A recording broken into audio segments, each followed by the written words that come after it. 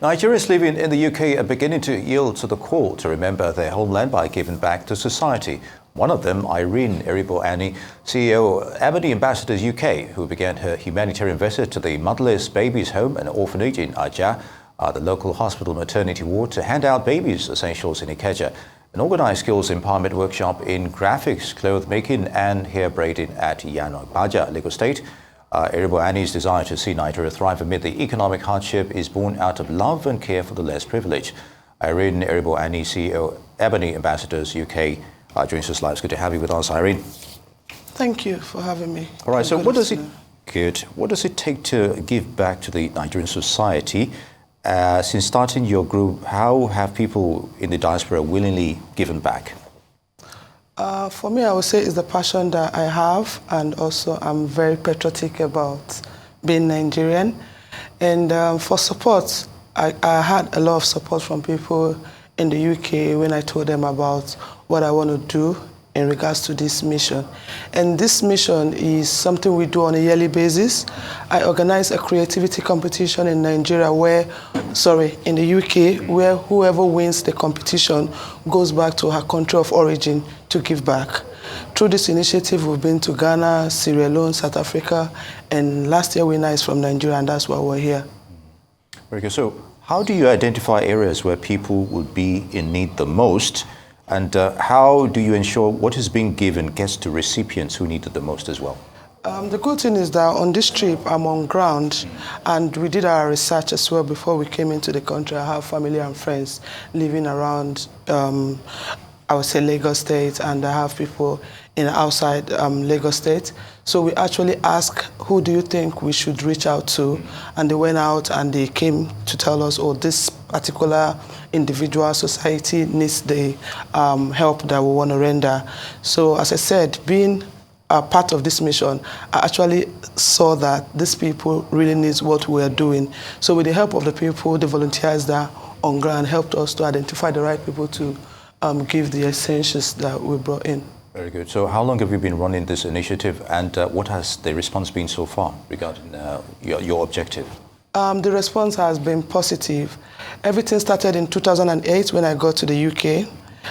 This trip is very remarkable in the sense that I'm returning back after 15 years.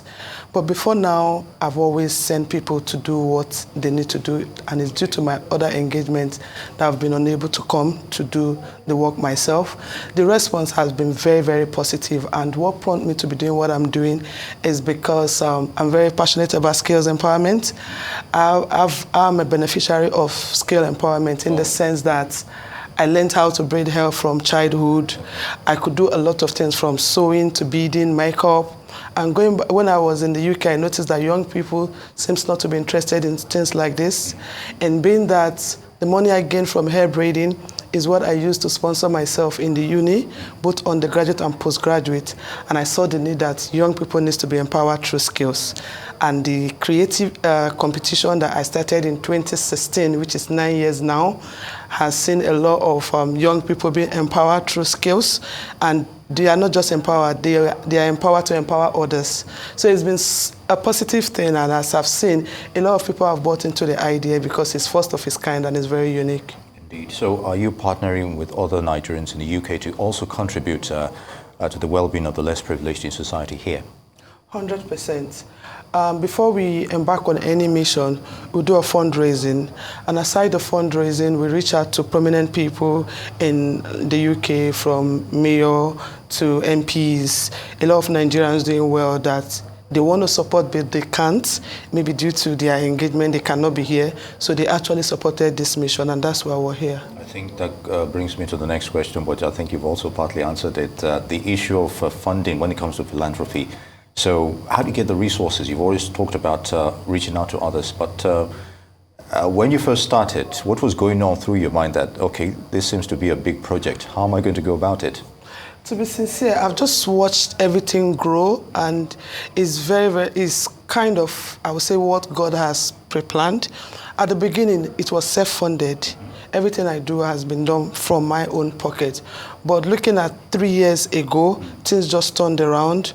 Our last event was we were honored with the First Lady of Sierra Leone, and the fact that we reach out to high commissioners in London to build a relationship, knowing that whoever wins the creative competition will embark on a charity mission to their country.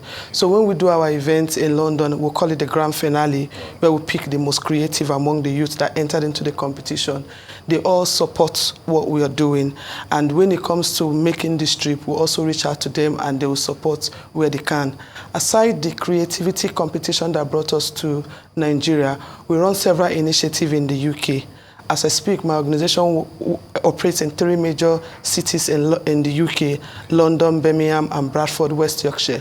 So we work with local authorities. As far as what you're doing is to the benefit of the masses or to anyone, we always get support, funding from local authorities. Right, so what you're saying is that apart from all the African states you embark on in terms of this philanthropic initiative, what has also been the response of UK as well? There are other people that have needs in that your immediate environment there as well. Are you also reaching out to them as well? 100% correct. Everything actually sprang up after the pandemic. There were a lot of opportunity for people that runs NGO to apply for different funds, which I did. And I would say we are one of the organizations that got 3 or 5 different funding at the same time. So, and it was for us to provide food for the less privileged. And during the pandemic, it wasn't just the less privileged, everybody was struggling. So what we were doing at that time was providing food and also running mental resilience workshop online, just to engage people, because that time was quite difficult for everybody. So when it comes to respond, in the UK, your work actually speaks for you, and they are actually, they respect accountability. So I've done a lot of projects that any door I knock on, it opens, because they've seen what we've done in the past year. So if it comes to our last funding was from Mayor of Lambeth Council and also Mayor of London. So when they see that you're actually doing what you're supposed to do, you get more support from them. Okay, and it's not restricted to Africans within the UK themselves, but others in need who are also natives of the UK. 100%. So we also run a project for the over 55. Okay. The project is to engage them through skills, any skills that will keep them engaged. So anyone can benefit from the project. It's not restricted to Africans alone, and it's not restricted to those in diaspora alone. So as I said again, it's just accountability. If you could show what the money that is being given is used for, you will get more money. So for those willing to give but have no idea how to go about it, what advice would you have for them? We can be reached through different media platforms, from our website, which is www.ebonyambassadors.org. And we can be reached on our Facebook, which is Ebony Ambassadors, and our Instagram, ebony.amb. And through these platforms I've mentioned, we can be reached through it. But truly and truly, if you're looking for any avenue to empower young people, I think we're best organization to reach out to.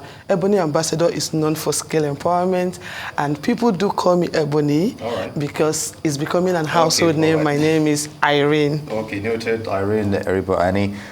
Would like to thank you for your thoughts on those issues. Good to have you with us. Thank you.